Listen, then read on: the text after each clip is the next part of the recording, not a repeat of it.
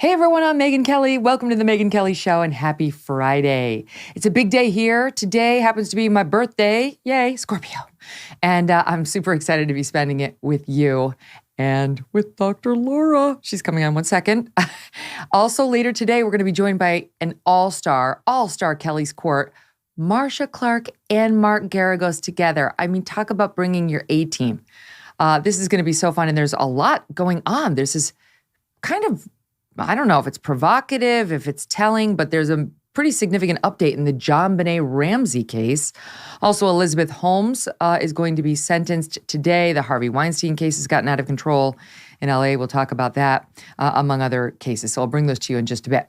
First, though, we are joined by one of my favorites, Dr. Laura, host of the Dr. Laura program on Sirius XM, which airs right after this program on Triumph 111. She is the author of 13 best-selling books. And if you just want, I mean, they have withstood the test of time. I have them on audio. The ones that I can get on audio, I love. And I just put them on and I, whatever, do my housework or I do my makeup. And it's so fun listening to her advice, everything she said, even in 2000, you could play it today, use it just as much. This life problems continue to recycle is what I've noticed, and her solutions hold. She shares her much needed wisdom with millions of fans every single day, and you can listen to her for 3 hours, which I often do. Oh, the holidays, when our waists and butts get bigger and our wallets get smaller. 'Tis the season when most companies want you to spend all your money, but not Good Ranchers. Good Ranchers wants to help you save in a season of spending. Beef prices are estimated to increase another 20% early in 2023. Think about that. Continuing the largest price spike on meat in recent U.S. history. Good Ranchers is letting you lock in your price on all the meat you buy this November when you subscribe during their Black Friday savings. With my code Megyn, MEGYN, you can get their exclusive Black Friday offer of 2 free Black Angus New York strip steaks. You will inflation-proof your meat budget, get $70 of free USDA choice steaks, and save an additional $25 on every box when you subscribe. Thousands of 5-star reviews show why so many people are ditching the high prices and low quality of their grocery store for Good Ranchers instead. Treat yourself or someone you love to Good Ranchers' award-winning service and quality too this holiday season.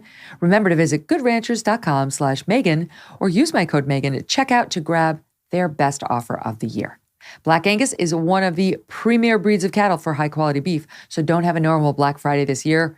Have yourself a Black Angus Friday with 2 free steaks from Good Ranchers, American meat delivered.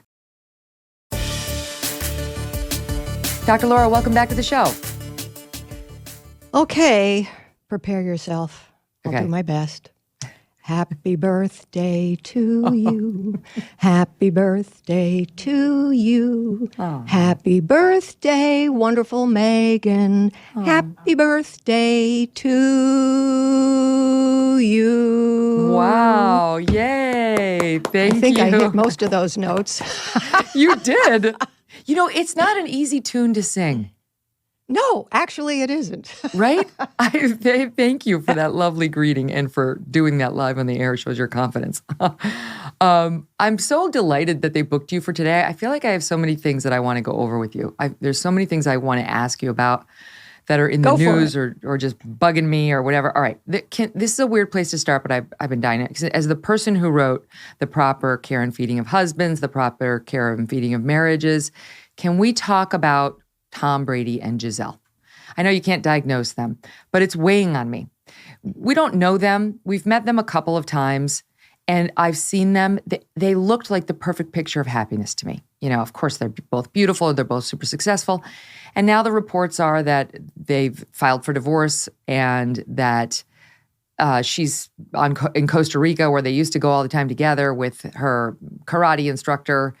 And they say this marriage has fallen apart because he wouldn't give up his football career. I mean, the guy has 6 or 7 Super Bowl rings, and she wanted him to give up to his career. I don't know if I believe that, but what do you make of that? Because to me, it just seems like, who would let a beautiful marriage fall apart because of football? Nobody would, and it wasn't most likely, therefore, really a beautiful marriage. You have to understand. You must know, because you know so many people in the business, that when there's a husband and wife and they're both hot celebrities, that it becomes business to portray a certain image because that's part of the marketing of them. 100% true. You understand what I'm saying without saying it too? Yes. That doesn't mean that what you saw was real, but it was a business agreement. Do you think, I think about this in the same way Tom Cruise and Nicole Kidman fell apart after 10 years. They renewed their vows. And I think within a week, he served her with divorce papers. I think on the outside, we do see these beautiful people with these quote unquote perfect lives. And we buy it because we're meant to buy it. In the same way that the iPhone manipulates us in ways we don't fully understand, so does that industry. And it creates these images that we, even smart people who are skeptical, wind up believing. And then when it all comes crashing down, we think, I'm so curious. And it's pernicious because we hold ourselves to similar standards that are unattainable. Well, remember, let's see, Sonny Bono and Cher. Yeah. They had a fabulous television show. They were hysterical together. They were incredible together. And one day I was watching the show and I went, the marriage is over. How can you tell? It's just a great show. I can feel it. And sure enough, they filed for divorce.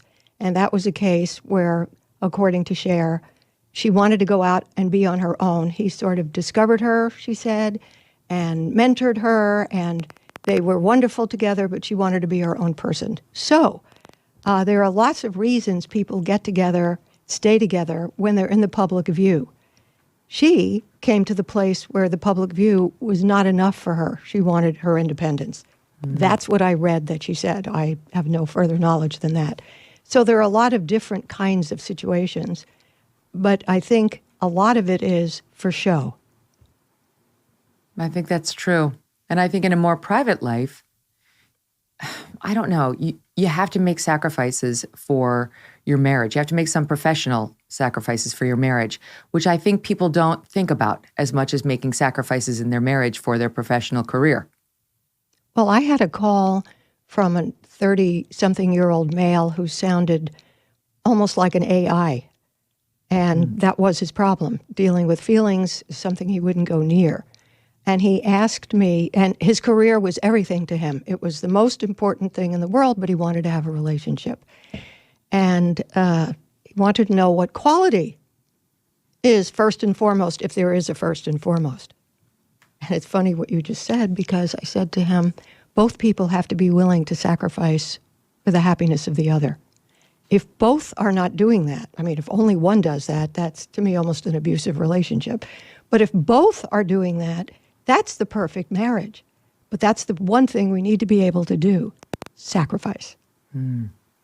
I've heard you talk to people before, and I think you've written about it in your books, about how, okay, if you do it, if you make a sacrifice for your partner, then there's another piece of it, which is not then holding it against them for eternity, right? Like, you need to do it willingly. Well, then it's not a real sacrifice. It's a manipulation. Yeah. See, they can look the same, but they're not. Resentment is because the manipulation didn't work. Like you're trying to get him to be different. I gave up this for you, and now I'm expecting to get this. Is not the same thing as I love you and I want you to be happy, so this is what I'm giving to you. It's a gift. We don't get resentful about heartfelt gifts. You've talked about how looking at others, because I'm thinking about this in the way we perceive these quote-unquote perfect marriages, and the way we perceive these quote-unquote perfect people on Instagram, on TikTok. Young women deal with this a lot, about how it can lead to a deterioration in confidence. People ask you all the time, how do I be more confident in myself, or how do I help my child become more confident? And one of the things I know you say you're not supposed to do is compare yourself to other people. But it's very hard in today's day and age, which is so visual. These images are being pushed on kids and teens. Forget kids who aren't really supposed to be on there, but let's say 22-year-olds. on Instagram with the filters and the magazines and so on, and like the ubiquitousness of celebrity culture at every turn. And even in one's personal life, they have their Facebook friends and their couple from college they knew. They've got everything, and I don't. So what do you say to the people who are struggling not to take that leap of making a comparison between their own life and somebody else's?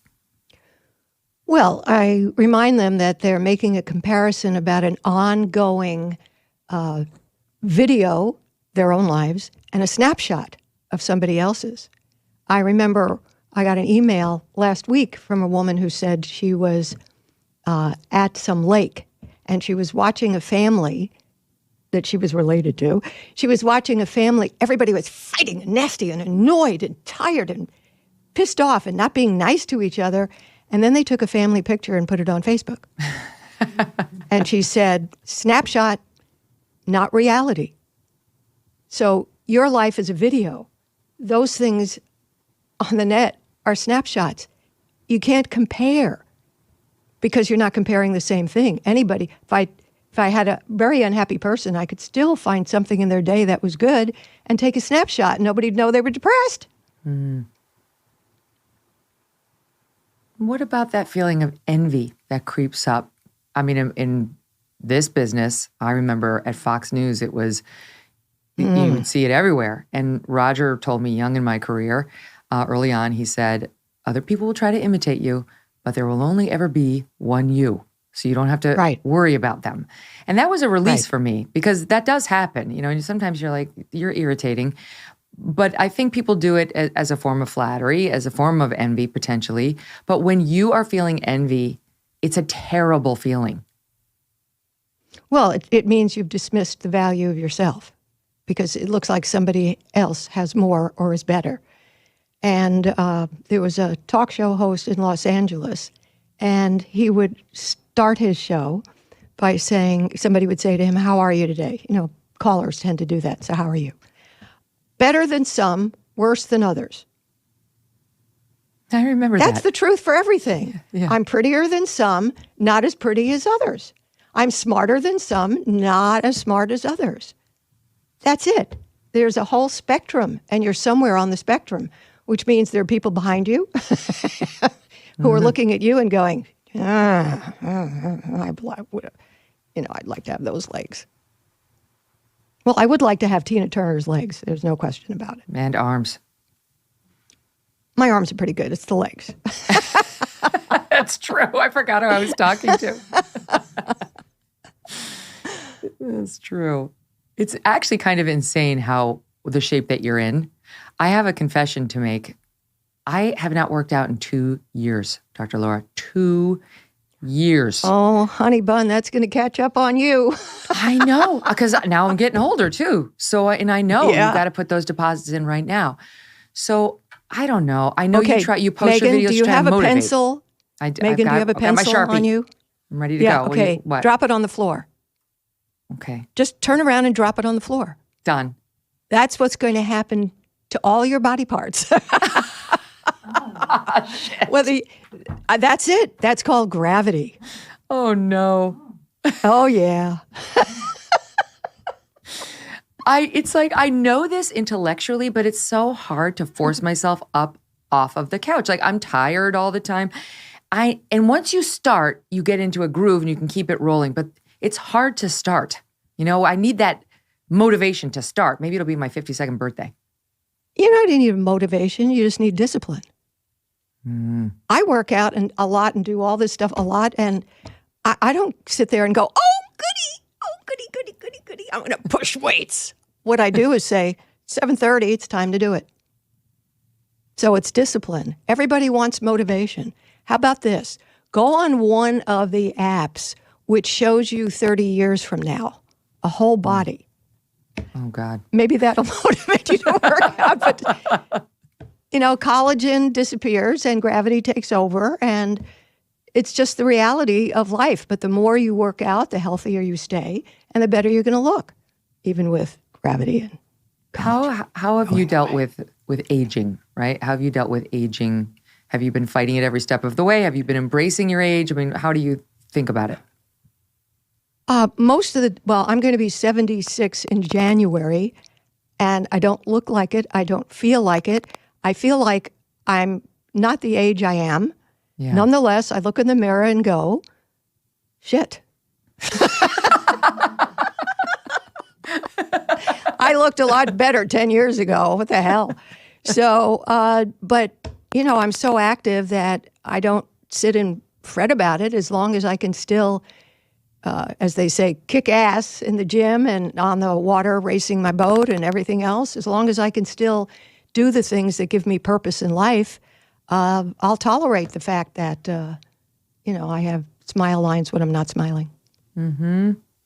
I heard you telling a story on your show one day about how you were in an exercise class and you had your legs bent up like over the top of you, and yes, sort of seeing the skin sagging down and thinking, whoa, this is not a good position. Let's get out of this position right now. Well, it was downward facing dog, and I had shorts on. I normally use yoga pants, so you don't see that when you get in that position that all the skin above your knee crinkles up. So there I am upside down going, what the hell is that? When did I get here? That was my first notion, because when you're standing up, it all looks okay. Yeah, that's right. If you're more stretched out, I know. I like that. You're right. I have to think about it more as like a discipline. I always used to say, when selecting a mate, when selecting a life partner, how a lot of these Chinese marriages are arranged. Put yourselves in the shoes of the Chinese parent. Make a decision that you think is best for you on paper. Don't let it be all heart, because some people you can see intellectually are not right for you, or you don't have shared values, or if you're very religious, you marry somebody from another religion, this is going to be a problem, so on. And so this is kind of the same to me. Like, put yourself in the shoes of your own parent. What would you make you do? I would make me get up earlier and do the damn workout. It could be 30 minutes, it could be 20 minutes, or at least a couple times a week. I got to get started. I guess now's as good a time as any. You make a decision. Like when I'm in the house, I go, okay, I'm going to go down there for an hour and that's it. Just going to do it. It'll be over. And then I can pour a glass of wine. Right. 7:30. So wait, speaking of your home. Not in the morning. No, that would hurt. Speaking of your home, you're moving. You're downsizing. Actually, as of yesterday, I'm not.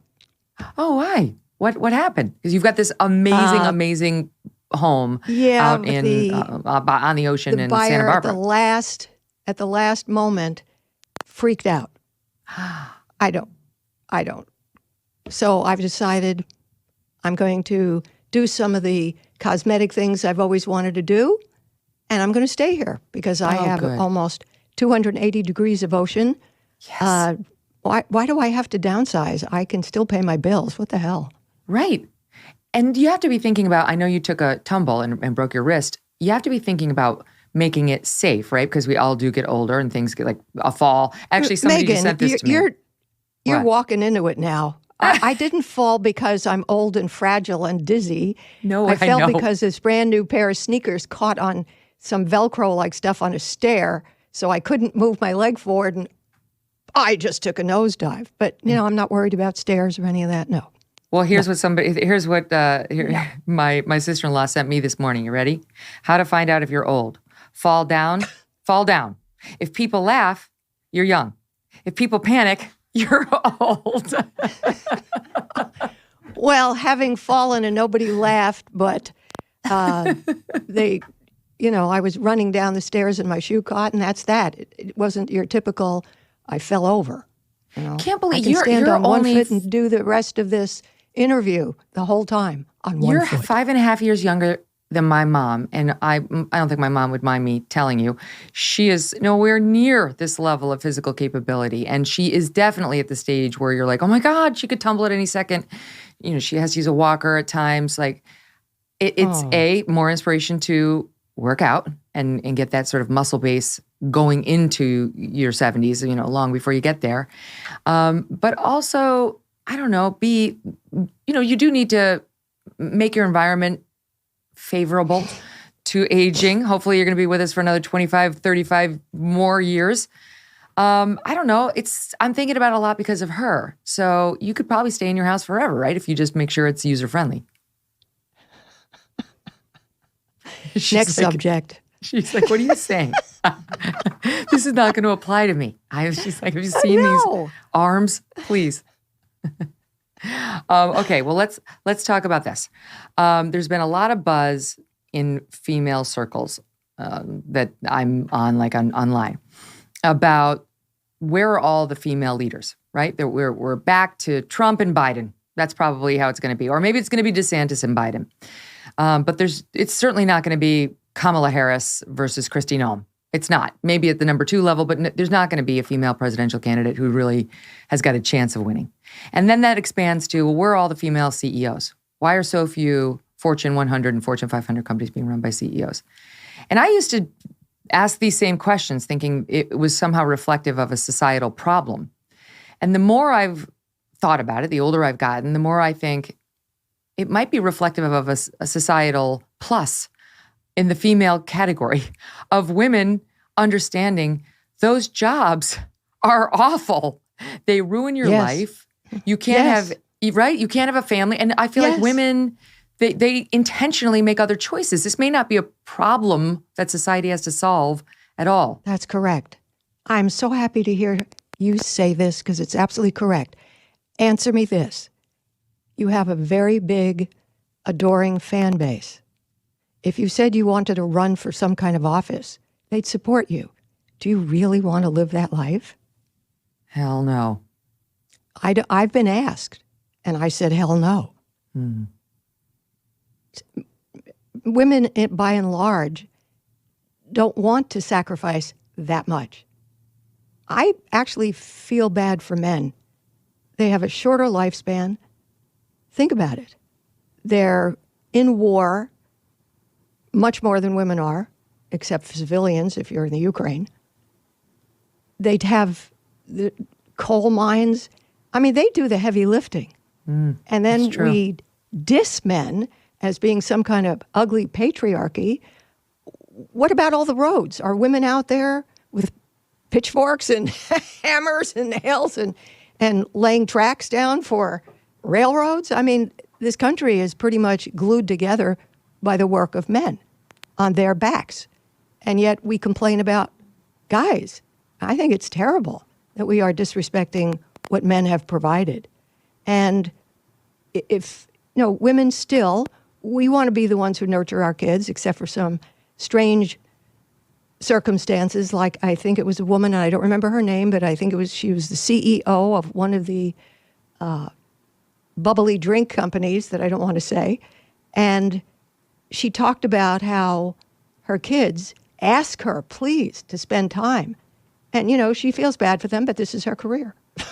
I was on with Katie Couric one time on the Today Show, and she stunned me by going into, her kids are very supportive of what she does. And I said, the cheering is supposed to go the other way. So there are women types who are different, but by and large, women want to be taking care of family, interspersed with work. Like, you take care of family with work, I did. Yeah. But we didn't make the work force us to sacrifice our kids. So, I don't think women by and large want a lot of these jobs. You don't see them clamoring to be in coal mines. No. Even once my kids are grown, I don't foresee me saying, okay, now I'll do it. I love my free time. I don't want that kind of scrutiny in my life. I have some, of course, but that's next level. I would like to be free once my kids are out of the house to spend days reading books, doing something more leisurely. I really don't want to be immersed in the toxicity of politics or even a CEO job at that level, which is completely dominating of your waking hours. I don't even know how you can discuss politics without your eyes rolling around in your head. I mean, it's gotten so disgusting and stupid, seriously, that I applaud you for being able with a straight face to do interviews about politics. I don't always have a straight face. That's probably why I'm able to do it. I've maintained my sense of humor, and I don't get too bummed out by any electoral result or too excited by one either. I kind of think the system as a whole will correct itself if it goes too far. We tend to pull back from the brink as Americans. Well, in our lifetime, you think that'll happen? well, Okay. You're one can always optimistic. dream. Yes. I am generally optimistic. Actually, I think that's Good. true. Another good quality in a news person, right? Because it's such a depressing business otherwise. Yes, true. Good point. Yeah. I don't know. I think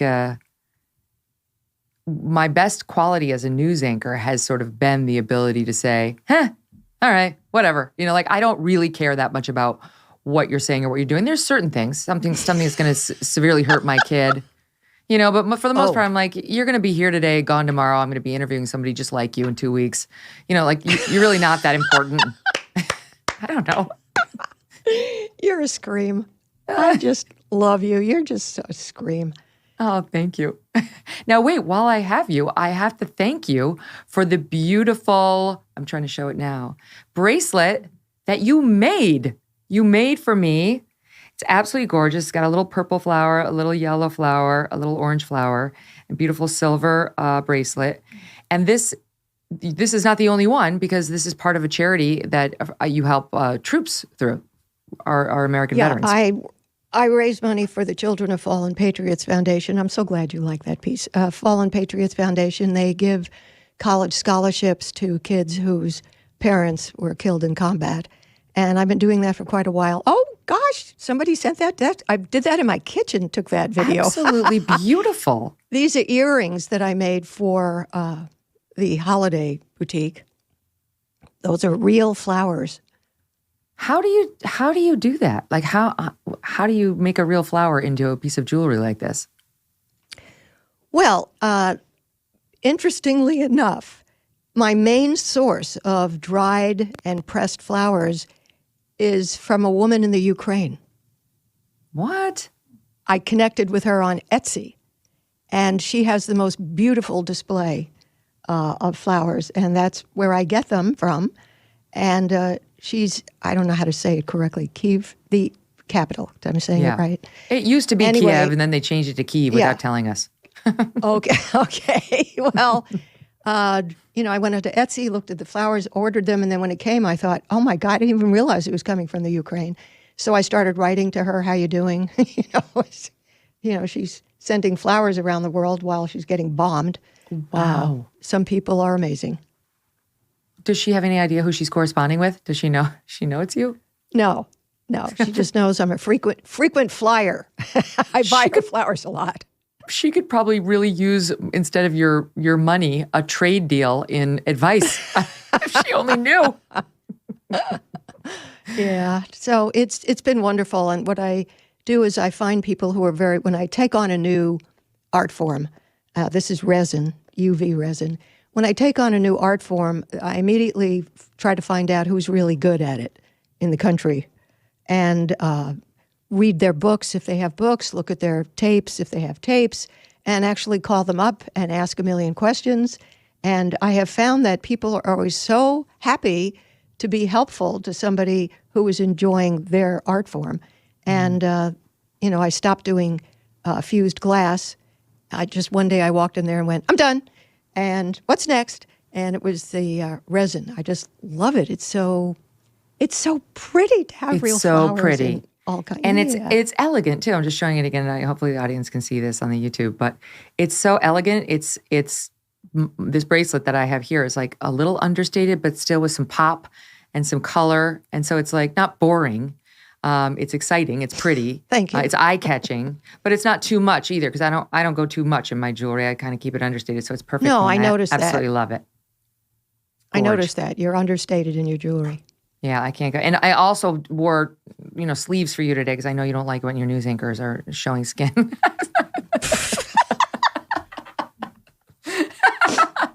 These sleeves are because I love you. Stand by. Well, you got nice cleavage there, so okay, we're making up for it. There's really nothing there. Are you kidding? If I had it, I would show it. However, all right, I'm gonna go. Get an ad in because okay, we work for Sirius, and it's important to keep them in business. Right. So more with Dr. Laura and her corny joke marathon, and I've got one for her. More with Dr. Laura right after this quick break. Carmen in Cedar Rapids, Iowa says, I have struggled to find a product that did not irritate my skin. This is the only one that I've been able to use without problems. Not only do I love it, but my skin feels like velvet. Love, love, love it. From now through Thanksgiving, treat yourself to Genucel's most popular package, all their best stuff for 70% off at Genucel.com right now. It is the only skincare product you will ever need. All their stuff.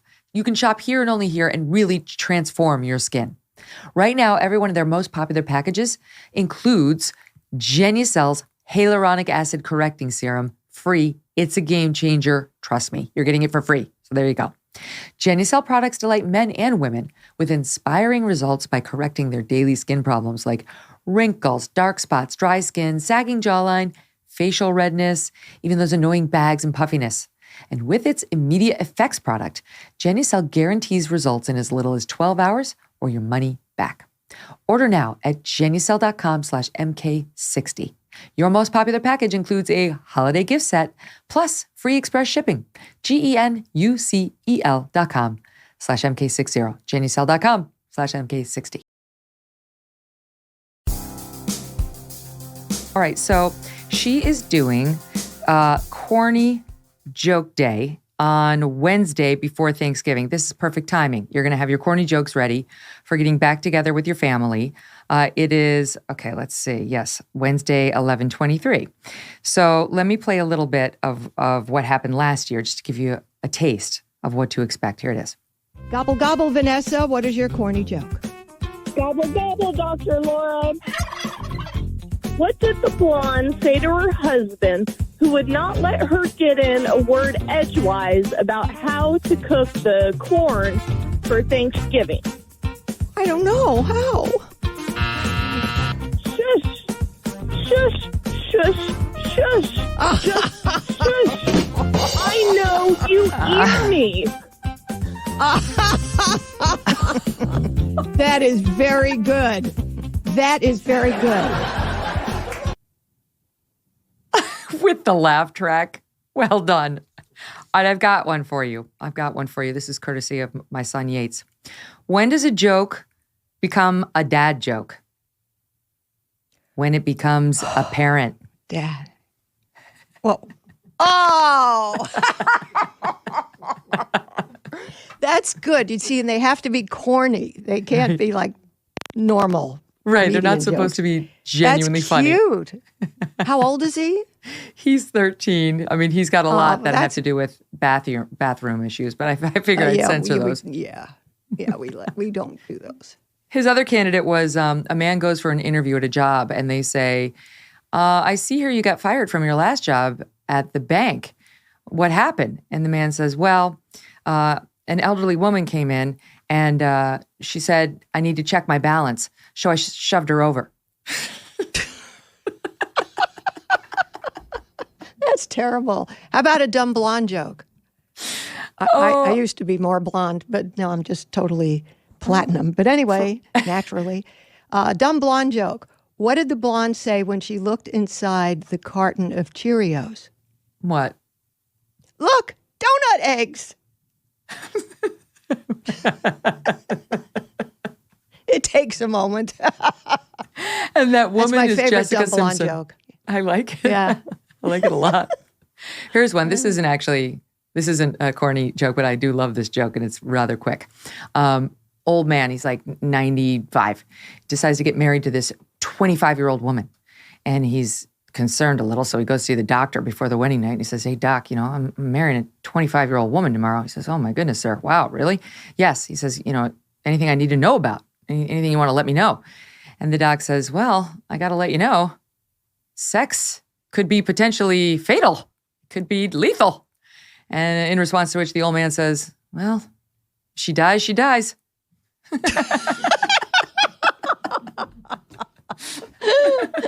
That's good. I like that. I like this idea. Just get people laughing before they go home for the holidays. Yes. And this is something you've long been telling people, like a few helpful hints before you go home for the holidays. We're going into the stretch, the 6-week stretch where it's just holidays, parties, office gatherings, and so on. And people sort of have to gear up with do's and don'ts and for this season to remind themselves how to manage it? Because it can be stressful too for people. Yes. Well, the first thing I tell people is have the courage not to go where you really don't want to be. That takes the stress out.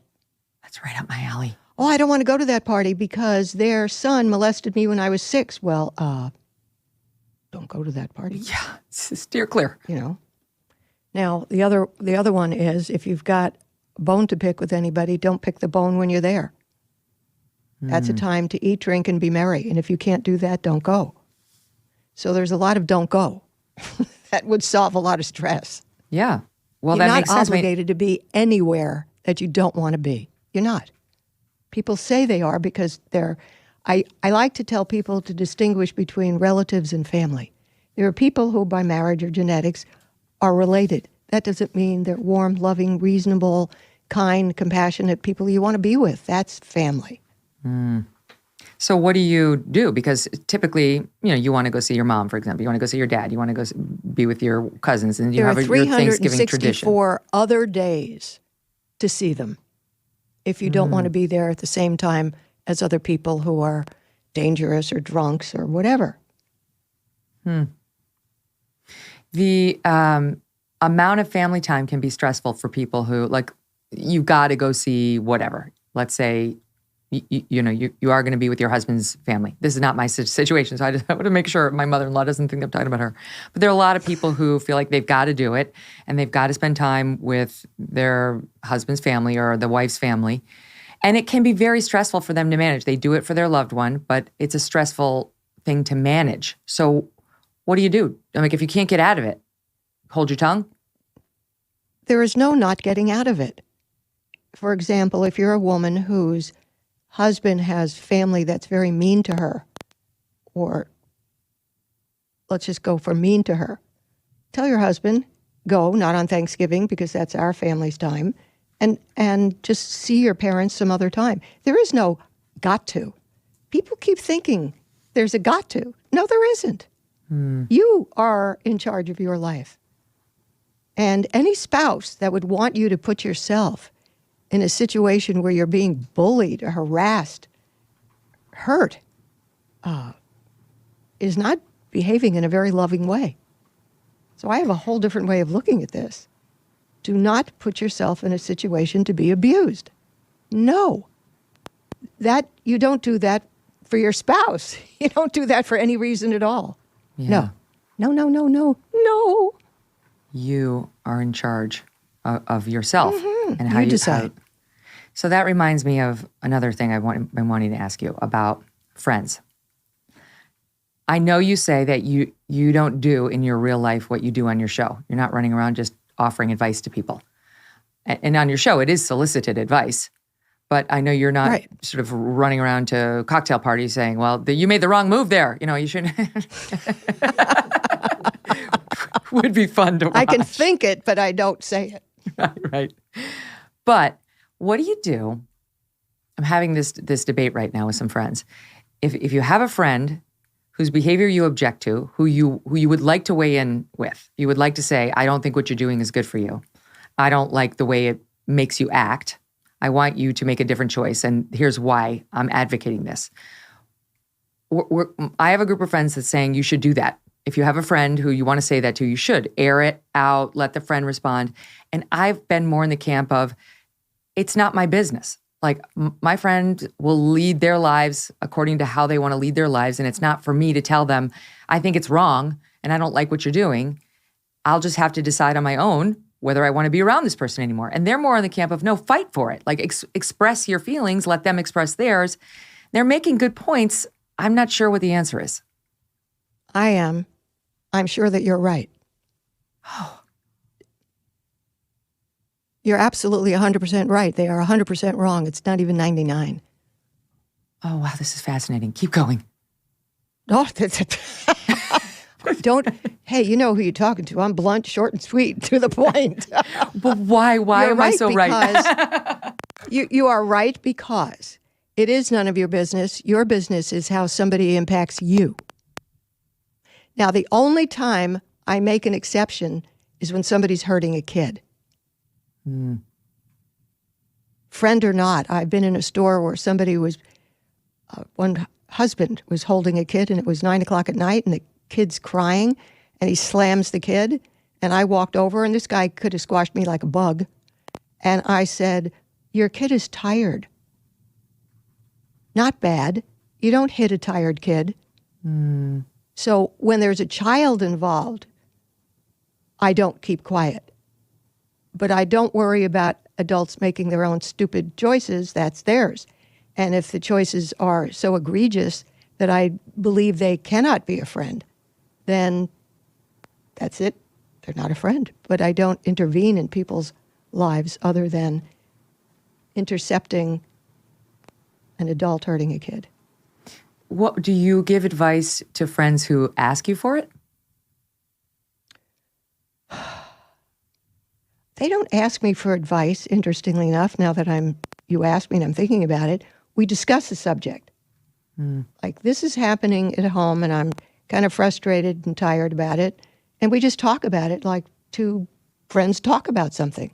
But I don't become Dr. Laura to my friends. Never. Right. Never. Right. Cut to the Dave chase. at the office. Dave at the office. Okay, well, this parlays into something else on the advice front. Children. Now, how do we know? Mine are 13, 11, and 9. They are still very much, I think, in the phase where they need my advice. They need Doug's advice. They need us to help develop character and help them figure out how to make judgments and, you know, how this whole process works and what are our values as a family. But at some point, yeah, I've heard you say this to people a million times, like they have to solve their own problems. Mommy and daddy can't swoop in and be there for every single one. So where generally is that line? The line is when, as I am certain, because I've known you for a while now, I am certain that your kids know that no matter how dumb they've been to do something really stupid, that they can come to the two of you. So when kids know that, you don't have to lecture them. They're going to come to you and say, what should I do? This is what I've done. I know it's bad. How do I get out of it? They're going to come to you and ask for the advice. You're not going to have to dole it out. And that's going to be, you know, as they get closer to 20. So it'll be obvious. Like they'll be seeking it out. Yeah, because they trust you. That's the thing that most parents don't think about. They just want to become over-controlling and micromanaging. But if your kids know that you will not just sit in judgment and go crazy, but you will listen and have a conversation about it, then for the rest of their lives, they're going to come to you because they know they don't know everything. Well, how does this work with missteps? I can talk about this freely now because they're so young, so people know that none of this has happened in our lives. But what if one of them starts having premarital sex and they come and they tell me, not like an accident happened, but they want to admit that to me and they want help and advice on how to handle that. That's a scary thing to admit. Or what if they get in trouble for, I don't know, God forbid, drunk driving, something terrible where it's like, your instinct would definitely be to offer some judgment, we need to go over the family values again, but you also want to make them comfortable coming to you, especially in those potentially dangerous situations. Okay, well, the sex talk should be happening by the time they're 5. Yes. And you go through the pros and cons of, gosh, sex really feels good. However, when it doesn't have a context of love, commitment, trust, it's going to be painful at some point. So they're getting the philosophical points at a very young age, and you just keep driving with it. Now, eventually, they will make a choice, and I've had young women call, and they decided to do it anyway, and then realized it didn't add anything wonderful to their lives. And so then they had to discuss feeling guilty and shamed and all of that, and I try to erase that part, and you had a wonderful revelation of a value that's going to benefit you for the rest of your life and make you understand that certain things are special. I remember I was in New York City one time. Frankly, I'm always stunned when somebody walks up and knows who I am. I'm always surprised. I don't know why I have that problem. But she ran up to me and she was not happy. And she said, I don't like your position on, shacking up. it's a commitment. No, it's not. And so instead of going into a whole lecture about that, I said, okay, imagine this. You have this beautiful wedding, and you're wearing a beautiful white dress, and you actually earned it. And after the party and all the wonderful, loving things people say, you go to the place you're going to stay, and he picks you up, holds you in his arms. And for the first time, there's something special about you having combined lives. And he carries you over the threshold, which is a promise of always taking care of you and loving you and being there for you. And I said, you really want to miss that? And I kept walking. So the way I try to handle these things is make them reflect on what they give up to say, I can do that. It doesn't matter. I try to show them what they would miss. I like that. This is like when I stole from Kmart when I was 12, and my best friend Kelly McGinnis and I got dragged down there by my dad, and we had to confess our crime and give our cheap plastics big star earrings back to the man in the brown leisure suit, who then walked us through exactly what would happen if we had gotten caught and how he sees it happen all the time to young girls, and put the fear of God into both of us. And of course, there was no stealing ever again. I mean, I got it, because he didn't just tell us we were bad people. He just walked us through exactly what would have happened if we had been caught. It was terrifying. Well, children in particular don't think past the moment's urge.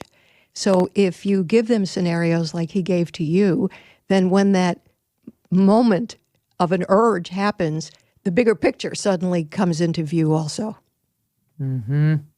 I don't think she'll mind me telling you this, but last time my friend Melissa Francis called in, remember when you were on? Oh, yes. I read her book. Yes. Oh, that's nice. Oh, good. That's awesome. She's going to love that. Well, she's got 3 great kids, and the youngest is a little girl. And we were talking about this subject and life lessons with kids. And apparently her daughter was in class. She's 6 or 7. And there was a little girl who had made a ghost around a pencil. And all the little kids thought it was really cool, and they wanted to learn how to do that. But class was ending, school was ending. So the teacher said, you're going to have to make it at home. It's time to go home now. And Melissa's daughter kind of inched to the back of the class and sidled up to this girl and had her own pencil and said, show me how to do it. And within moments was almost done with it. And the teacher turned to her and said, Gemma, I said, you can only make this at home. It's time to go. And she looked at the teacher and said, I did make this at home. Oh, really? You went to home and raced back to class? Right. It's amazing. It's so great. Like the little kids, they don't realize how obvious the lies are. Yeah, that's funny. I loved it because Melissa was telling me that later she sat with her and she's like, what made you lie? And the daughter was like, I was scared I was going to get in trouble. And, she explained to her, that's a natural instinct, but it's so much better to just make a mistake and then own it than to compound it by then lying. Anyway, I love that because it's like, yes, for sure I did. Okay. All right. I believe every word of it. All right. So now we're going to be getting a whole lot more of you next week. I will be off the weekend after Thanksgiving. You will be getting ready for the Dr. Laura 48-hour marathon on SiriusXM. Here's just a little bit of Dr. Laura getting ready for her 48-hour marathon. Would you look at this? Look at this.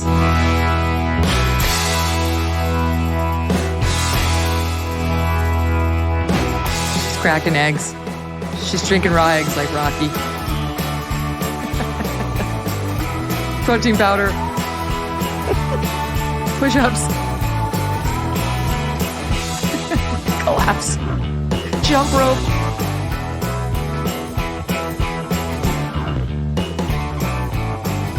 Oh my God, you look amazing. She's punching the punching bag. All right, so...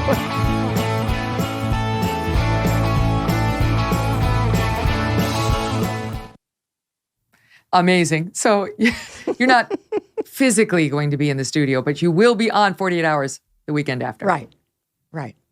Good. So people can listen to Dr. Laura. And she also has... We put the calls together. I'm sorry. Go ahead. No, go ahead. In groups of subjects like the right thing to do, how to deal with your in-laws, whatever it is, sex. And so we put a whole bunch together for an hour, and then we have all these different hours. and some of the most pithy of calls.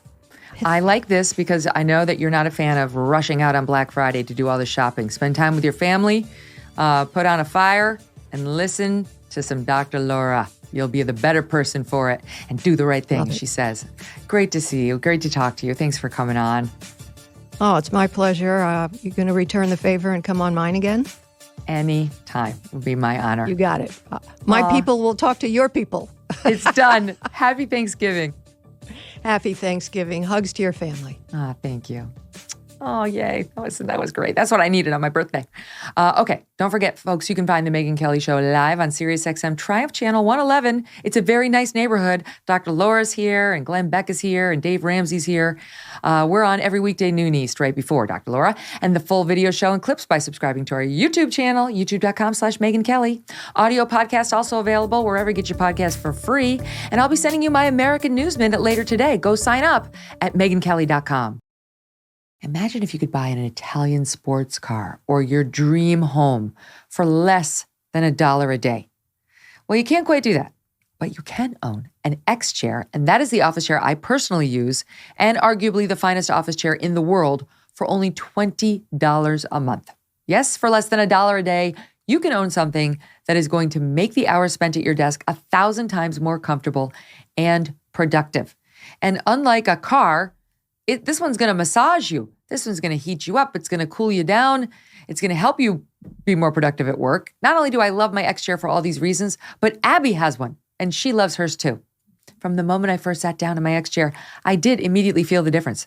Trust me, once you sit down in an X chair, you'll understand it's an immediate game changer for you. There's an X chair for every style, for every budget.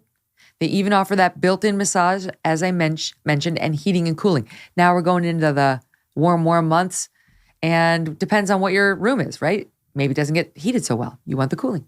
You want the heat. Maybe, you know what I'm saying.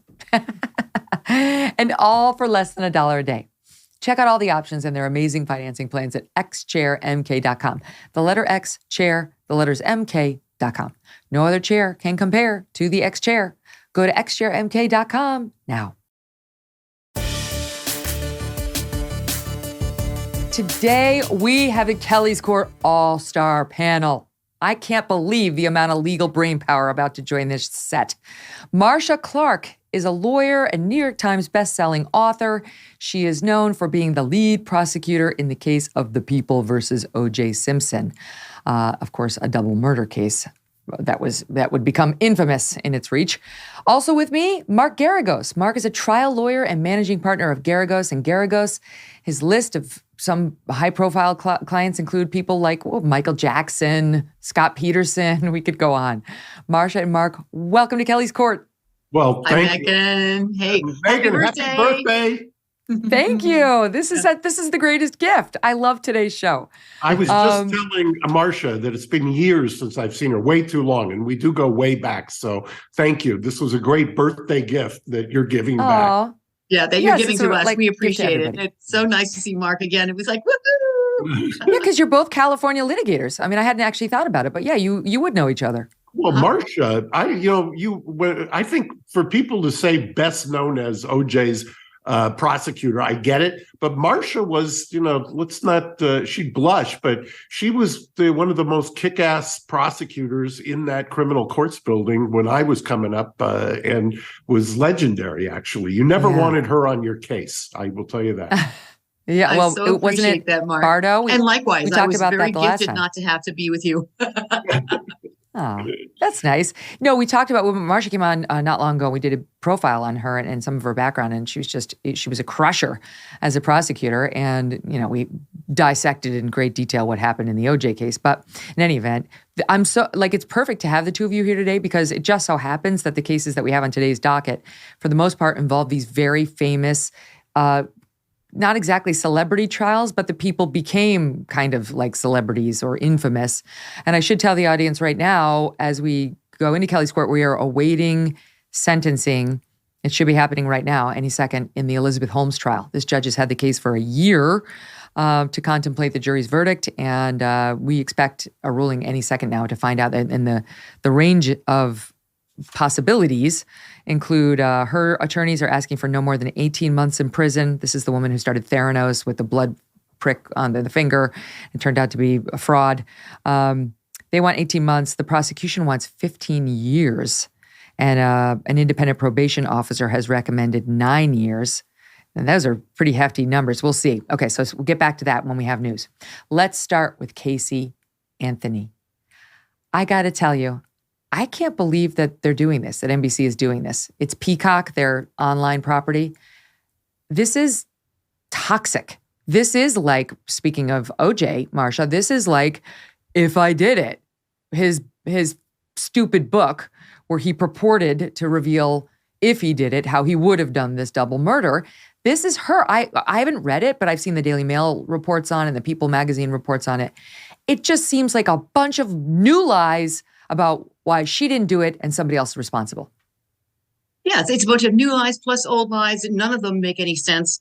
There's this preposterous setup where she talks about she was asleep with little Kaylee in bed, taking a nap, and then she wakes up to find that Kaylee is gone, and then her father comes in holding Kaylee, who is soaking wet and unconscious, and tells her, don't worry, she was in the pool, and then I'll take care of this. And what? Are you what? Right. I mean, and she says, right. Okay, I was just watching. I thought, okay, you'll take care of this. Really? That's your response to seeing your baby in his arms, obviously near comatose? I don't know about you, Megyn. Oh, I think I do know about you. If you saw somebody holding your baby, I don't care who it was in that situation, you'd be on your feet and calling 911. I mean, and then it folds out from there, and one thing after another. And of course, the stuff that was documented on camera in her interactions with the police, lying repeatedly about Zanny the nanny and whether she was at work that day, and then pretending she had a job when she didn't have a job, that she had to stop midway through their interview as she's trying to walk them to her office, which she does not have. So, I mean, right. it's just, it's pathological. Yeah. But the one problem is you give Jose credit. He got an acquittal in that case against all. Look at you, the defense lawyer. Mark, the audience should know. We talk about to Mark, he's like, Scott Peterson didn't do it, and Michael Jackson didn't do it. I can read into my client's eyes. So like, okay, Marcia and I, more prosecutors, were like, when you live with them, I mean, look, there have been clients that I've had that I've defended who I will candidly admit, not publicly, that I know they're good for it. I mean, you have little or no doubt.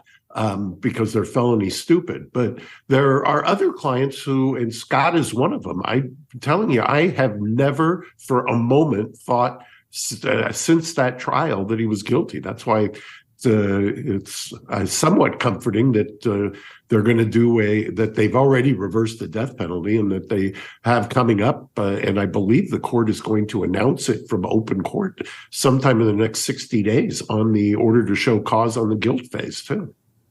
I mean, if that's a retrial, it will be the retrial of this century. Can you believe that goes back to trial again? I can't even imagine. No. Would you think you'd be trial counsel? I don't think I would. It's almost been 20 years. I may have my daughter do it. Let her try the case. She was there, and I think 8 years old at the time watching. Now she's practicing in New York, but she's licensed here, so maybe I'll have her do it. Well, if we get that ruling, that'll definitely be on the docket of Kelly's court, and we'll take it up. So she seems to be contending in this interview. Again, this is secondhand reporting. I haven't seen it yet myself. But she seems to be claiming, as you point out, Marcia, that the father came to her with the baby wet from the pool, maybe in distress from having drowned or almost drowned. And that he basically said to Casey Anthony, okay, you leave. I'll take care of it. So she left. And that he didn't let her say anything about it. And he commanded her to act normal. This is her retroactive explanation, I think, for all the dancing at the bars while this woman knew her daughter was dead. And this is why every person in America hates her guts. We think she killed her kid, and then she danced on stage at like sexy mama contests and had absolutely no remorse. So now she's trying to say, I did it because my dad made me. And she completely demonizes this father who Jose Baez, without foundation, accused of being the killer in his opening statement. and also made an allegation about sexual assault that was never sustained. And she renews that here against him and her brother, both of whom have absolutely denied these outrageous slanders. Yeah. And she never took a stand.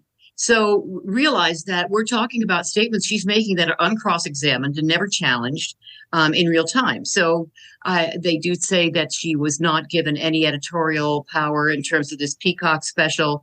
Fine, that's good. That's at a minimum. You shouldn't do that. But that doesn't mean that her statements are being challenged in the manner, for example, Mark Geragos would challenge them in court, or I would. There's no substitute for the machine of cross-examination, and she's never been cross-examined. So, imagine how she would hold up. Megyn, you can shred her. And it only stands up for even 1 second for the moments that she's speaking until you can stop and think about what she's saying. And then it falls apart immediately. And, that we've proven 7 ways from Sunday how guilty she really is. So I'm not sure why Peacock went for this, honestly. Maybe it'll show something new. I've not seen it myself. I must say, I have read Jeff. Oh my goodness. I just blanked on Jeff's last name, the prosecutor who handled her case. Jeff.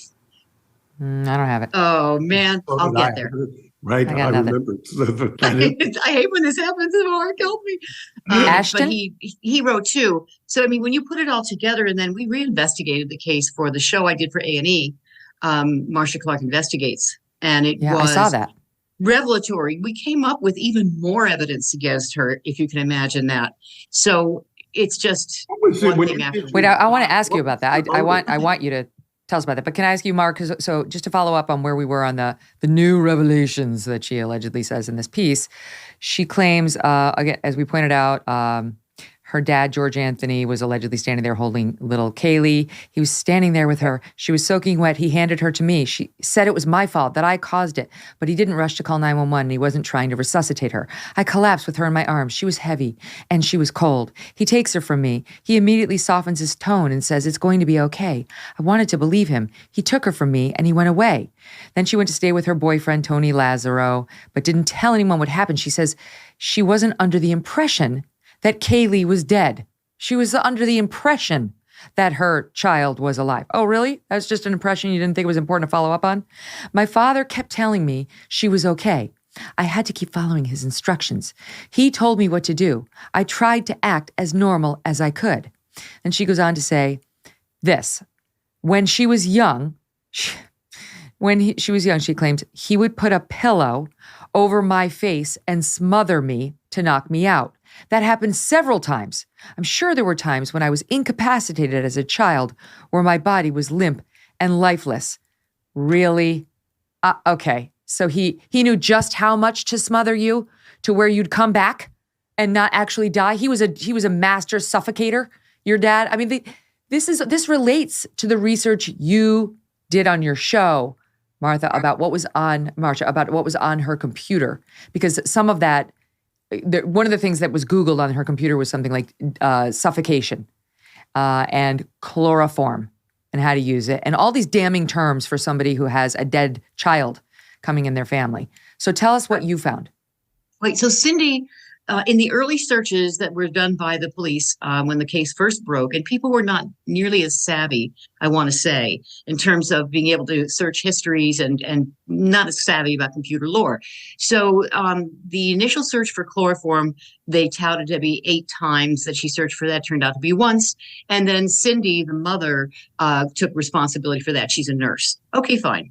However, then what they didn't discover is that if they had used both search engines, both Mozilla and Firefox, and something else, can't remember which ones, but there were 2. They only searched one. And when it was 2 that were searched later after the trial was over, it was discovered that she had done searches for foolproof suffocation and other related topics that at a time when only she was in the house. Now, Jose Baez wrote about those. His computer expert did come up with that information. Of course, he doesn't have to turn it over to the prosecution. He claimed that the timing of those searches for foolproof suffocation were done by George, the father, as a means of suicide. what we determined, actually, that there was a glitch in the software. The true time was at a point when George was at work and when Casey Anthony was the only one in the house. So she did all those searches for foolproof suffocation. On top of that, it was also shown that after her first interview with the police, when they first started accusing her, they drop her back at home, and immediately that history, that search history, is deleted at, again, point in time when she's home alone. And who else would even have known to delete that search history except the person who conducted that search history? So, I mean, all of these things just add up. And these are not squishy eyewitness kind of, my opinion, she looked like this or she acted like that. This is hard fact. These are data searches that she made and she alone made and then deleted. So, I mean. But most of that stuff didn't come into trial. Didn't. No, it wasn't discovered. He put it in his book. Jose put it in his book. Yeah. I agree. The interesting thing that I always find is she didn't or he didn't act right evidence. Marcia calls it squishy. That's it drives me crazy because I don't know that there's ever a playbook of how anybody's supposed to act when you're accused of some heinous crime. But there is. I will agree with you that data and searches can be damning. I mean, I've sat in courtrooms where you have to try to explain why a search was done at a certain time. And it's amazing to me. I don't know if Marcia's got the same experience, but it's always stunning at how little the so-called experts know about what they're doing in this area. I mean, you just ask them a couple of questions and it becomes apparent that they haven't thought of or done the apparent search, and they don't know. The timing is incredible because I've asked countless times to witnesses on the stand, what time did this take place? And they can't really answer. They kind of come up with something. They may be a time stamp, but they don't know if it's actually happened at that time. And those kinds of things I think are vital. As Marcia says, she makes a good case for stuff that they never found or that they didn't know what they had at the time.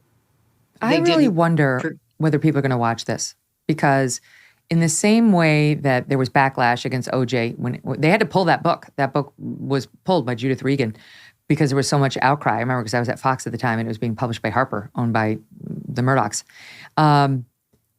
I wonder what's going to happen because there's already been backlash to Peacock, it's NBC, for doing this. I'll give you a look at the trailer.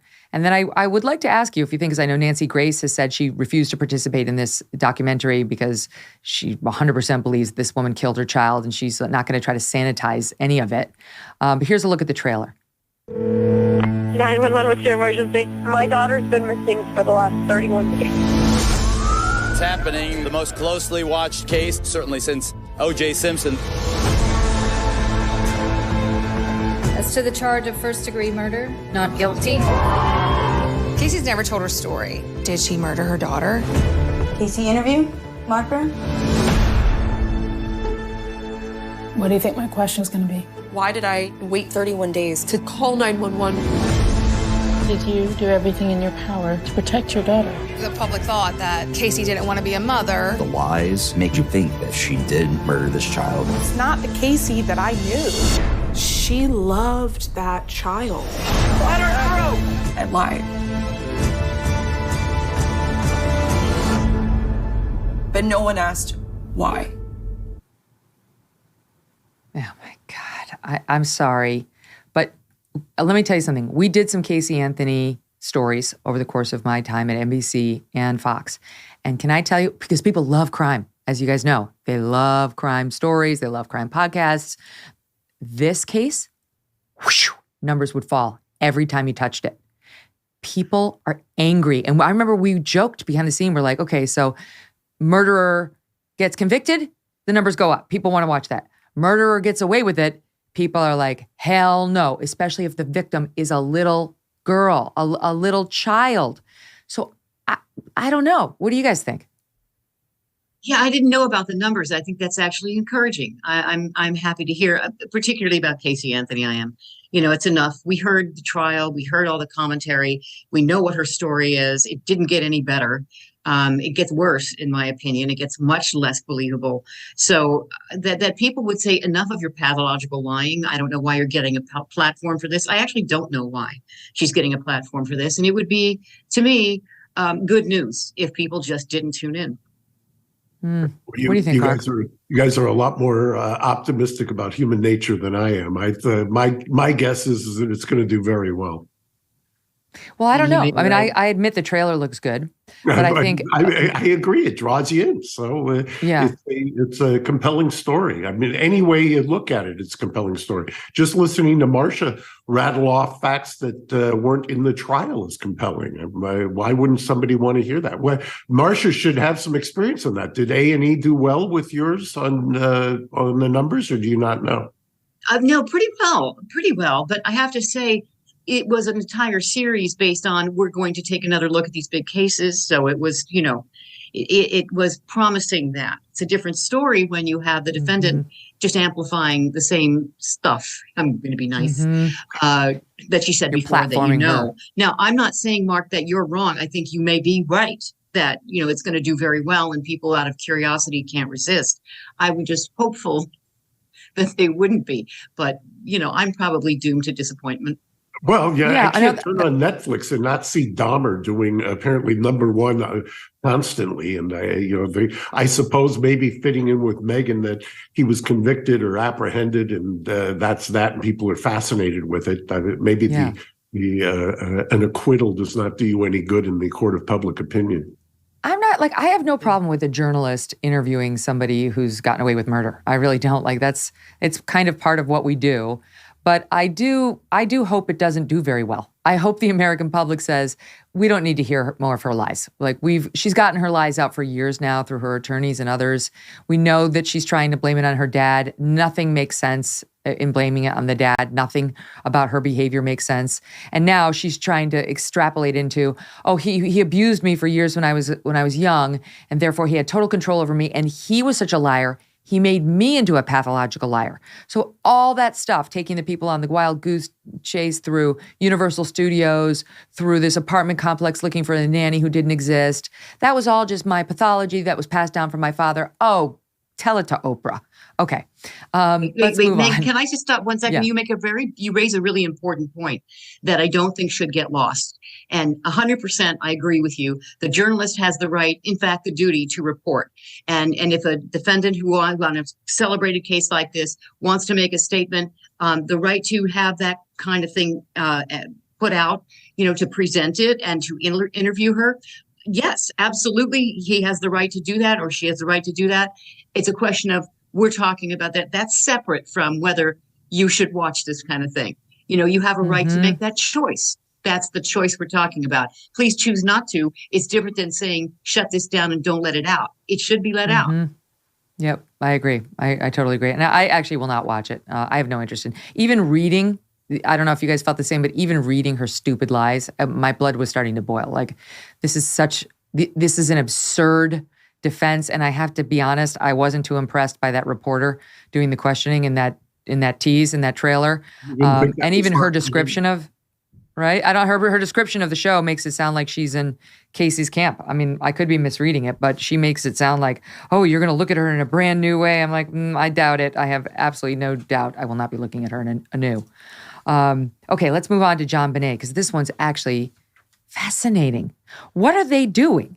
They're now, it's like a new unit, like a cold case unit, the cold case review team that is now going to be taking on this case.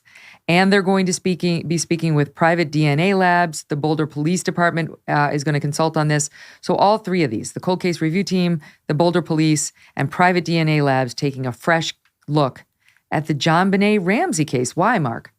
Well, because I think that clearly the advancements in DNA that have happened since this occurred, it's worth another look. I don't see any reason in the world not to. I mean, it's another case that captivated America, clearly. And this one, there's been so much misinformation surrounding it and accusations surrounding it that you may find something this time around. I've seen some startling things in the DNA field in the last couple of years, so it would not surprise me in the least if they found something that they hadn't been able to scientifically deal with before. This case, Marcia, for our viewers, just a refresher, happened in 1996. This little girl, obviously very beautiful, was a pageant queen. The parents woke up. Was it actually Christmas morning? It was right around Christmas. Mm-hmm. December 26th, my team is telling me, and couldn't find JonBenet. So they look all around the house. They find a ransom note, a weird ransom note demanding $118,000 for her safe return. And they called the police. The police went over there. They sat with the parents. They searched the house, didn't find anything. And then the police said, why don't you, to the dad, take a closer look, see if anything looks out of order in the house. And he found JonBenet downstairs dead on a blanket in like long johns. And it did appear that there was some evidence of sexual assault, though no semen was found. So that's relevant on the DNA front. But she had been strangled by a garrote, right? Which I think is just any sort of rope or strangulation device. And that in particular, Marcia, I think is what they're looking at now for potential DNA testing. Oh my God, it's almost 30 years now since that case happened. I mean, think of what's happened in the DNA field. Right. So now we have touch DNA, which is, back in my day, you basically had to have huge droplets of blood that contained high quality DNA. And the only form of testing was restriction fragment length polymorphism, affectionately known as RFLP, which no one uses anymore. The testing now is all PCR-based polymerase chain reaction, which means that they amplify tiny, tiny amounts of DNA in order to produce a result. And the fears that they had raised before about that form of testing causing contamination or amplifying contamination have now been pretty much laid to rest. And so you can now, it's been advanced to the point where they can literally lift enough DNA if you touch a surface. Not always, but if you touch a surface, it's possible to find enough DNA to test. And that means that with the sensitivity of the DNA testing today, they may come up with something better, and they may come up with results that they couldn't come up with before. However, the fear I have is that the amounts of DNA that they have are so small, they will get consumed in the testing. And you will not be able to go back and test when we have even better DNA methods of analysis, which we certainly will, because they keep advancing like every 5 seconds, it feels like. They really are. The field is burgeoning. So, there's a danger in going after whatever samples they have right now with the tools we have today, knowing that we may have better ones tomorrow. So I hope that they're judicious about this. I'm glad they're retesting. There have been so many stories circulating about this case that it would be lovely. It would be a relief to finally get some definitive answers here. Right. The dad in this case, Mark, he did not want this to happen. He thinks this is kind of a cover to give it to this cold case review group. I think he just wanted to work with private DNA labs. He doesn't think that the state has done a good job investigating this case, and he doesn't trust them to take it from here. I mean, here we are 25 years later, they haven't solved it. So I get that too. He basically said, this sounds like more of the same. That's not what we need. It's a good effort by their PR department. That's what's happening here. I don't disagree with him. I mean, he was savage and unfairly so during the entire thing. I mean, first of all, finding your daughter has got to be the most unimaginable event. And then being accused, and then watching your wife, her mother, kind of die from the accusations and the heartache and in a slow-moving car wreck of an investigation. I mean, for those who aren't familiar with it, I mean, the investigation itself was bungled in so many different ways, and so many different people were playing politics with it, that I can imagine that the father is angry, or at least very suspicious of the motivations at this point. You remember, Patsy Ramsey died after 10 years. JonBenet was killed in 96. She died 10 years later, the mom. And then he, for a while, was dating Beth Holloway. Remember that? Natalie Holloway's mom. It was like a crazy, it was a crazy cable news event because it was like, wait a minute, Greta Van Susteren show is like going crazy. It was like all of her biggest stories coming together at once.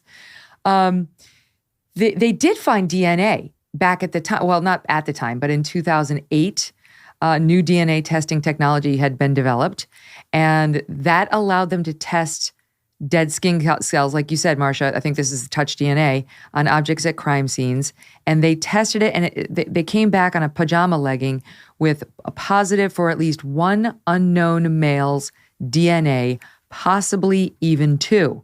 It was after that that the DA wrote a letter to John Ramsey stating that her office does not consider him or his wife Patsy or anyone in their immediate family to be under suspicion at all anymore for the death of JonBenet. And so now they're looking at, like I say, maybe there was that touch DNA on the garrote, but we don't know. Maybe there wasn't. Maybe the guy was wearing gloves. And on the other hand, though, maybe some guy did leave DNA, and maybe that guy's in the system now where he wasn't in 2008. Which by the way, happens with great frequency as well. That's not very rare. And remember, as an interlude here at one point, there was also the man who was extradited from overseas after he confessed to this, and for a while, the rumors were rampant that they'd finally solved it, and turned out he was just nuts. He was a nut. He was Carr. Wasn't that his name? John Carr or something? Yeah. I remember that, Mark. Yeah, that was that when, and it was really funny when that came out and he surfaced. I thought, this is a crank. This is one of those these cases frequently, and they bought it. They bought it. That's called desperation. The thing that worries me about the DNA analysis in this case, the evidentiary issues, is that it was such a badly handled crime scene. Imagine that the police go in to search and never go to the basement. And that's why the father wound up finding her body, is because they didn't even bother to go to the basement to search. And then they start to remove things from her body, the garrote, et cetera, and they're moving things around. A blanket is wrapped around at one point. It's a mess.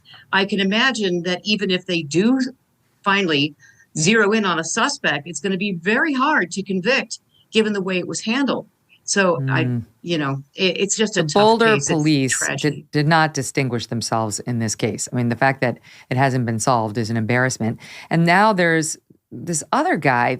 I hadn't heard this, but there's another dad in the neighborhood whose daughter was attacked and sexually assaulted less than 2 miles from the Ramsey home the very next year.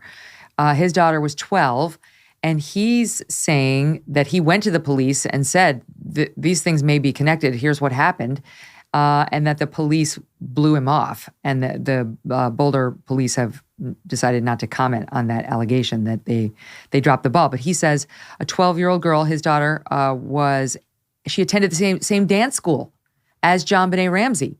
And that one night, the mother had tucked the little girl in. I think the dad was out of town or something, but the mother had tucked the little girl in. The mother went back to her room. The mother heard some sort of a scuffle and went back to the daughter's room to find this man in there, this intruder, and he had sexually assaulted the daughter. And he jumped out the window and ran away. And she could remember his description. He was never caught, however, a shadowy figure. A lot of similarities between these two cases. And given the proximity between the two, homes and so on, I don't know. I mean, to me, that makes some sense. I don't know about the $118,000 ransom note. That was always very suspicious. But what do you glean from all that? That they dropped the ball, or that this is just another person trying to get in the news? What do you think? I mean, I do think it's worth looking into. You don't just dismiss it. It may very well not be connected. And as you bring up, Megyn, the ransom note kind of takes the JonBenet Ramsey case a little out of the normal, if there is such a thing, of a kind of attack that this other person is describing. So there are some kind of glaring inconsistencies too. That said, look at it, talk to them. What I found remarkable in that story is that they didn't even try for a composite sketch with the mother who did get a glimpse. I mean, pay attention to it at least. And then if you must distinguish it and say, really, there is no connection, fine. But it doesn't appear from what I've read, and it could very well be that I'm just not informed enough, but it doesn't appear that they really gave it enough attention, and he gave it pretty short shrift. Yeah, the dad of the other girl is saying, They were completely uninterested in this. They didn't care about my daughter's case. They didn't even really seem to care about the JonBenet Ramsey case. I would contact them regularly, asking if they'd looked into this or that, and they just lie to me. We asked to see some mugshots of sex offenders in the area to see if my wife or my daughter could recognize somebody. We were told that wouldn't be any good. Asked them to send someone over to make a composite sketch. Nope, they refused. Even the Denver PD offered to help the Boulder PD, but they said they had it covered. They knew what they were doing. But they would not hear anything about this being linked to JonBenet. The level of incompetence was pretty impressive. Again, the spokesperson for Boulder PD declines to comment on the claims of disinterest. Wow. Well, let's hope they do it right with these private DNA labs. I agree that that's, if they're going to do anything, they can't waste it. They have to have the best of the best of the best. Even if they can't prosecute at this point, it would just be good for the country and for the family to have an answer. All right, we're going to check in, see if we have an answer out in the Elizabeth Holmes trial on recommended sentence or on the actual sentence, and we're going to talk about the latest in Harvey Weinstein and the white sign language interpreter being fired from The Lion King because of his skin color. Stay tuned. Getting updates from the people who are inside the courtroom with Elizabeth Holmes. This one is from an NBC reporter, I believe, saying, "We're now inside the courtroom. Elizabeth Holmes and several of her family members are here. It's more crowded than I've ever seen." Prosecuting attorney claims Elizabeth Holmes at one point, again, this is the one who wants her to have a 15-year sentence, at one point wrote, quote, "They don't put attractive people like me in jail." End quote. That got some people shifting in their seats. Mark Geragos, I would venture to guess you disagree with that conclusion. They do indeed. They do indeed, and I do not think the prosecutors are going to get their way. I don't think this judge is going to hammer her and give her 15 years. I suspect it'll come, it won't be double digits, but it's going to be a substantial amount of time. What do you think, Marcia? Again, just to remind the audience, the prosecution wants 15, she wants 18 months, and this independent probation officer recommended 9 years. Yeah, and I think probably 9 or 10 is where it's going to land.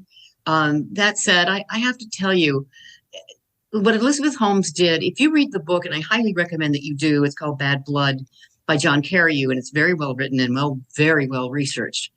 She's a very dangerous person who did horrible things, and she knowingly misrepresented this system that she had of testing that she represented could create multiple test results with one tiny prick of blood. And for the people who need constant testing, this was a huge life-changing thing that really would have been a quality of life game changer for them. Very important. And they were misled to their substantial detriment by her when she knew her system did not work, when she knew it was all fake, when she was representing results that never occurred. And the book really does expose all of that. And it went on for a period of time. This was not oops once or twice. This went on for quite a period of time, even after results were shown to her that it was made very clear to her what you're doing to these people. And some of these are cancer patients, for God's sake, continue to do this and to perpetrate the lie. So I would be in favor of her getting the maximum, honestly, but I do not think that she will. I think they will kind of, as Mark said, they'll find kind of a middle ground here. Carreyrou is tweeting from inside the courtroom. One second, Mark, just tell you, Carreyrou's in there, Wall Street Journal reporter who broke this Theranos scandal open. No fewer than 9 members of Elizabeth Holmes's $30 million defense team are here for this. My goodness, keep going.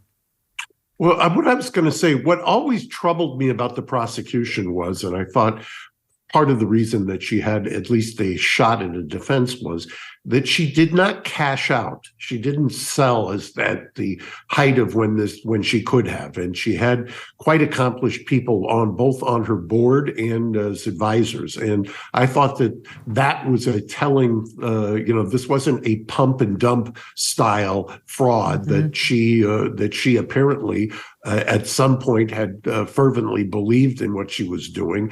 And so I thought that might have given her the ability to successfully defend this. And who knows? I mean, there have been some post-trial disclosures, and this judge ordered a evidentiary hearing surrounding that. She may have a better shot on appeal than most federal criminal defendants do. Well, let me just say, Mark, that's a good cover. That's a very good point for the defense. Of course, you make it. But To me, I think that she's smarter than that. She had people around her that were smarter than that, than to do the pump and dump, which makes it so obvious you can't, there's no defense left then. So she did kind of have a shred of a blanket cover, but I do not think ultimately it shows that she did believe in her process and her system. I think that she just knew better than to make it that obvious that she knew it wasn't working.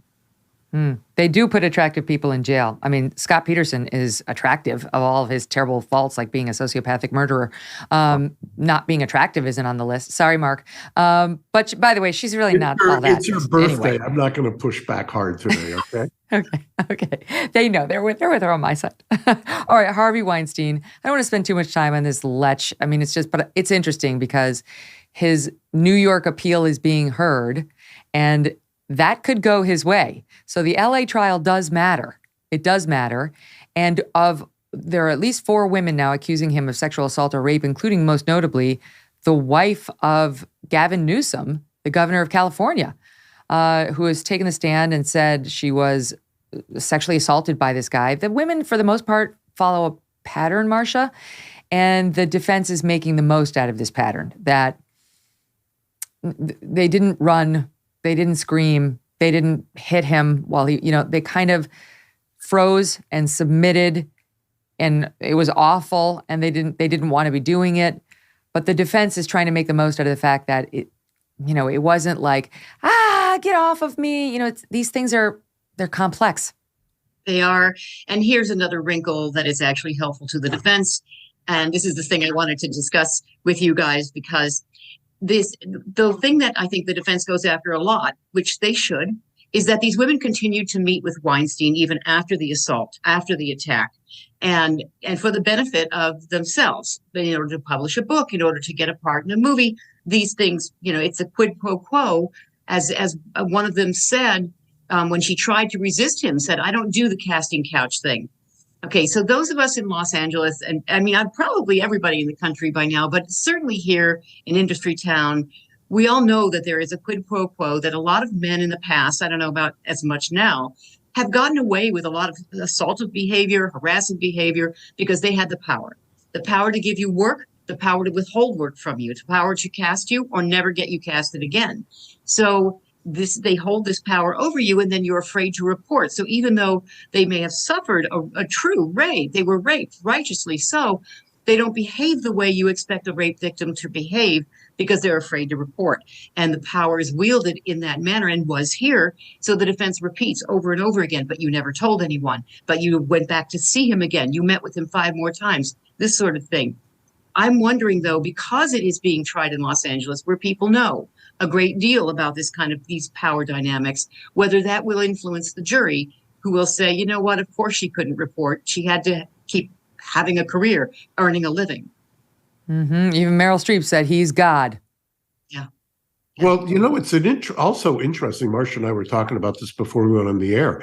This is being tried in the criminal courts building downtown on the 9th floor. Across the hallway, they're also in trial, and the jury's been out for either 2 or 3 days on the Danny Masterson sexual assault case. So you have these another actor.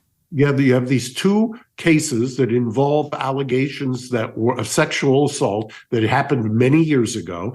And that jury in the Masterson case is probably Friday afternoon bewitching hour, you'll get a verdict. But they've been out for a couple of days. They've asked a question in that case. One of their first questions, I was telling Marcia, was they wanted Phil Cohen's closing argument on reasonable doubt chart. I mean, for a criminal defense lawyer, it doesn't get much better than that when that's the first question out of the box. I laughingly told Marcia the only thing that beats that is a civil case where the jury asks for a calculator.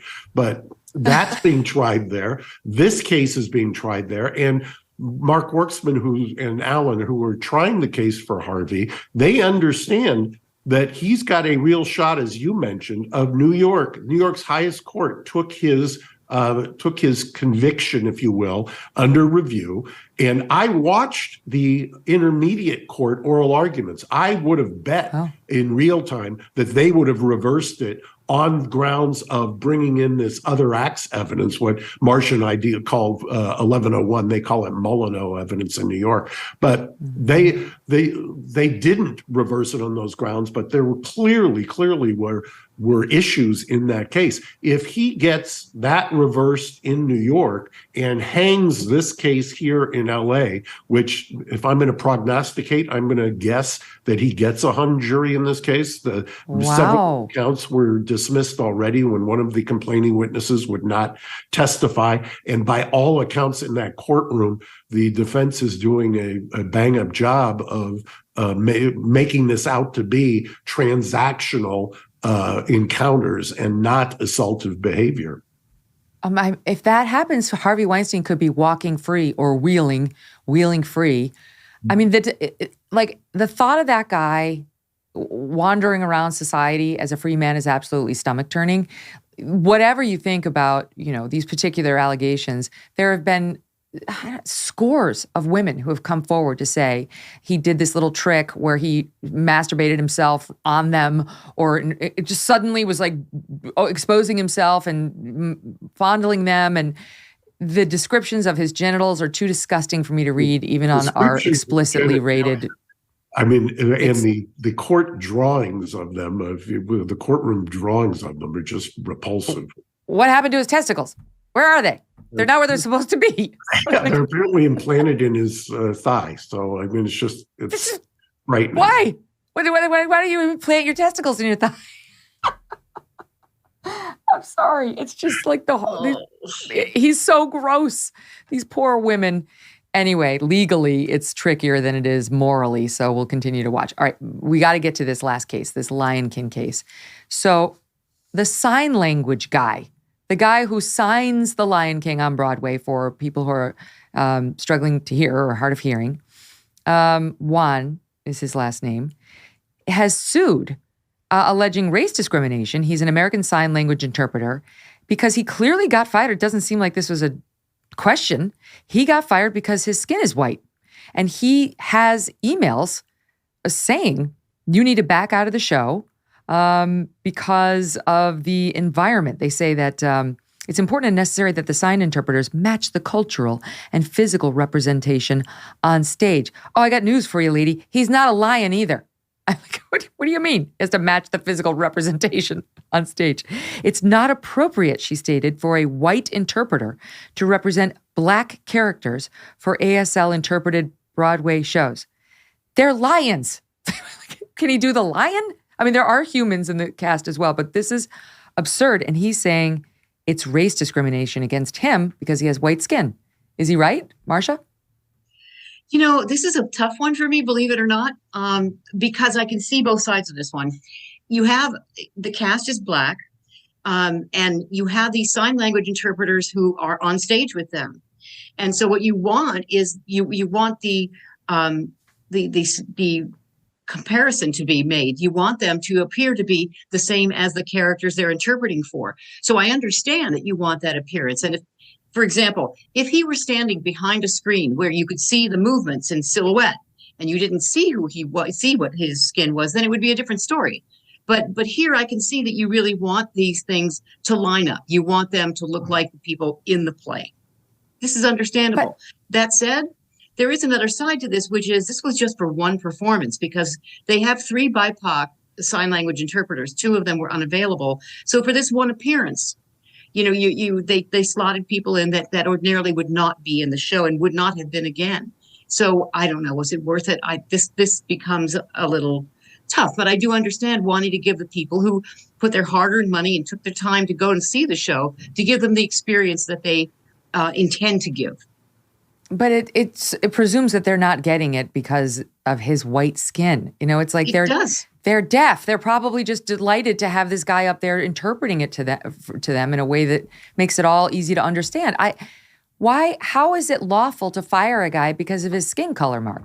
Well, the interesting thing is if he has, I guess, the emails that say in this environment, my reaction would be in this environment, that's the last thing you would want to do. So it's almost like turning it on its head. I understand the point that Marcia makes that this was a one-off, if you will, and that should have been the end of it. But, people find a lawyer and the lawyer wants to sue.